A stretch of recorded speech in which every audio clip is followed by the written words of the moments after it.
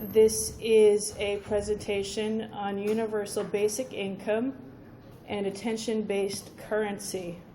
And the subtitle here is Envisioning a Post-Work Economy. And in terms of what that means and what that does, the biggest question that I'd like everyone to focus on for a moment is how do we create wealth when the jobs have gone away? This question has a lot of resonance for me because I grew up in a household where there was not constant but chronic unemployment, and I saw how it shaped the life of my family. Having a job is about much more than bringing in income. It also gives people self-worth. It gives people a sense of purpose and a sense of belonging.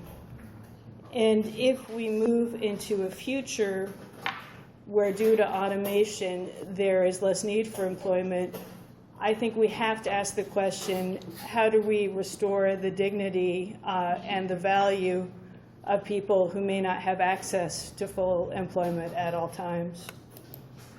So I'm going to propose two big ideas, one of which is called attention-based currency. That's being blocked by the little taskbar, but you get the basic idea.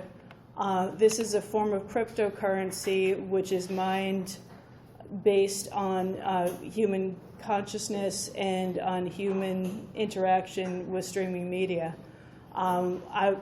We can go more into detail. I'm going to go through the concepts involved fairly quickly. The other big idea, and the reason that we're all here, is basic income. And I like this particular picture to capture the movement. There's so many great images. I love the logo that was chosen for this event.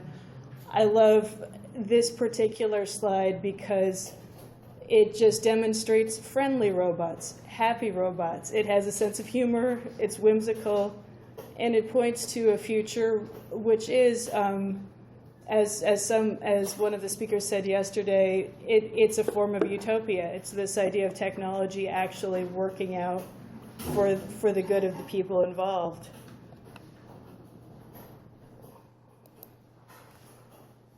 And so the goals of just what we're going to talk about right now, kind of as a thought experiment, would be, number one, to create conditions where universal basic income is fiscally viable. And this is what most of the economic analysis in Scott Little's paper points to, is just ways in which pairing basic income with a cryptocurrency, and in particular with the mining of a cryptocurrency, can increase the tax base and create an asset with that actually brings in tax revenue rather than simply depleting the stores and the coffers of public institutions. The second goal, again, would be to increase the economic and political power of individuals, regardless of their employment state. Because let's remember, basic income is about more than income. It's about the dignity, the autonomy, the creativity of all people to pursue their own goals and dreams, regardless of whether they're getting a pay stub every 2 weeks. And the third part, and the part where, out of all forms of cryptocurrency, what I want to talk about maybe has the most relevance, is to build a human-powered information economy. Right now, we have an information economy that is growing tremendously. It's considered to be the seat of all economic growth, and I wouldn't exactly call it human-friendly. In particular, certain types of goods, and this includes not just music and art, but also software, anything for which the marginal cost to reproduce is zero, market conditions tend to drive those goods and services very quickly to a value of zero. It's easier to download something for free than to pay for it off of iTunes or off of another service. So what we're trying to envision is a post-work economy which rewards what is human.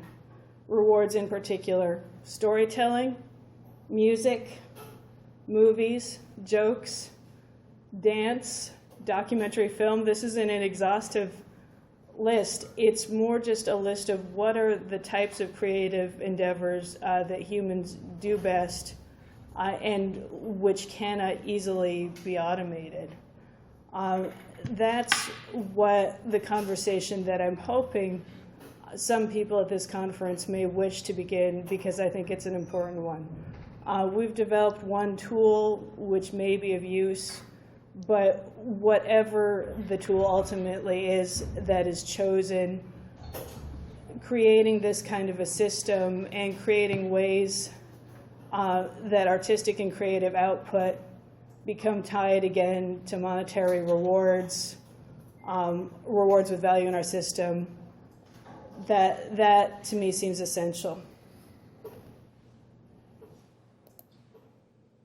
And so our answer to this, one answer, it's not the only answer, is something called attention-based currency.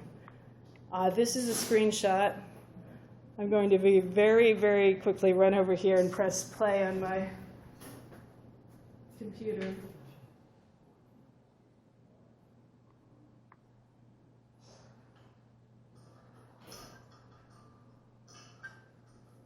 And that may be too soft for any of you to actually hear, but what our team, including my partner Lee, who's also sitting in this room, were able to do was to rig up a cryptocurrency mining system which was directly tied to an open source streaming music product known as Apache. So every time you listen to music on the system, currency is literally created. In essence, it works like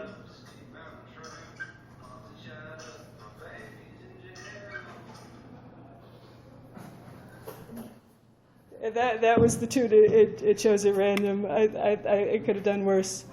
So, in essence, this system, it works in a way that's similar to Bitcoin, except that rather than needing a supercomputer with heavy number crunching power and all of the economic, all the ecological resources that are consumed, you just need a human brain, a pair of headphones, an iPhone, an Android, or a personal computer to make currency.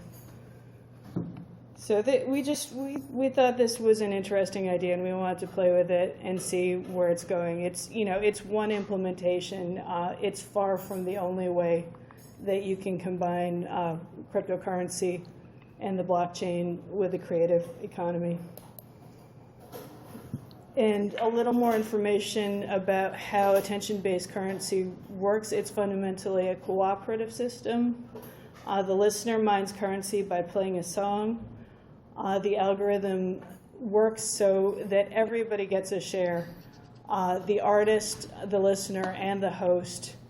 And what creates tension in the system and creates the distribution of value that you want in any sort of market-based commodity is that those shares vary on several factors. A popular artist would have a different, reward a different percentage to the listener than a less popular artist. In essence, if you're a fan of Charles Mingus, you'd probably get a higher set of rewards than a fan of Beyonce. And so there are any number of ways you could work out this kind of a system. The fun part is really figuring out the algorithms and sculpting those in a way to produce results that are dynamic and sustain the system. Like any other form of cryptocurrency, I had a whole slide in here about cryptocurrencies, but I took it out. It confers the same benefits One of the main ones would be low or no transaction fees as compared to credit cards, as compared to bank cards. The ability to do weightless transactions and micropayments, to send just a few cents over the internet, as opposed to having to make payments of more than $1 before the fees charged, the merchant fees, stop being cost prohibitive. So there, I don't know the general level of familiarity of people in this room with cryptocurrency, with Bitcoin, Litecoin, Dogecoin, all of the other ones. But I guess just in essence, I would say it's a very, very powerful system, and the fact that even the banks are using the core technology, something known as the blockchain, points at the fact that just as a technological innovation, this is where money is going. What that means for ordinary people remains to be seen, but I think we as pioneers and we as social radicals and people who take action have the opportunity to incorporate some of this technology into our thinking and our planning. Value of human attention. The annoying ads that you may see at the end of an article, they say some things like, 50 celebrities who've gotten bad nose jobs. They, have various sort of, we're down to 3 minutes? Okay. The fact that, to take away from this, this is a shot from an organization known as Outbrain. Every time you click on one of these links, you are in fact taken to a site which then pays between 20 to 90 cents for that click. Now imagine if you, the user, saw some of that 20 to 90 cents. And that's the thing, there's no reason why you can't. Human currency and human attention has actual monetary value. It's been very well measured. These are some less friendly bots than the bots we saw first. What's the main problem with doing this eco-friendly version of Bitcoin that doesn't require huge mining rigs and processing problem? The main problem is something known as the Sybil effect, also known as bots. If you create an open system, it's very easy for hackers to game and to fill with fake human identities that crowd out the real ones. So you can see the issue that would have for a system which mines using a proof of work, such as music or any sort of other human-powered attribute.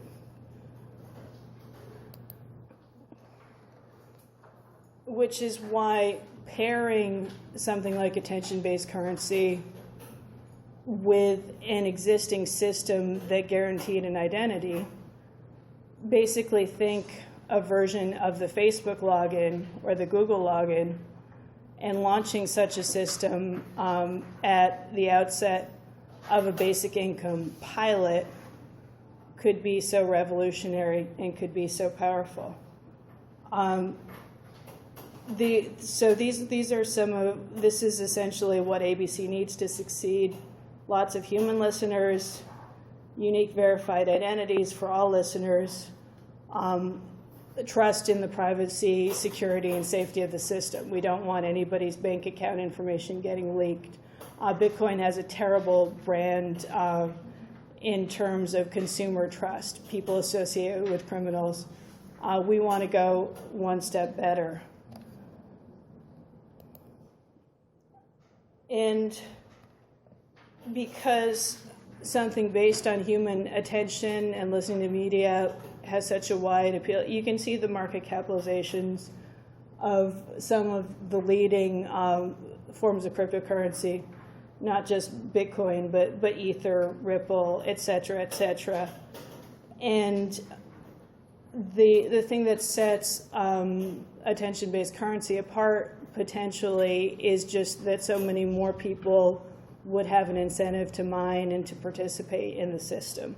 So we think it could be even bigger, but again, I'm not here to sell you on this as an investment opportunity. I'm here to try to lay the groundwork to use cryptocurrency as a positive tool in creating an economic future for our species.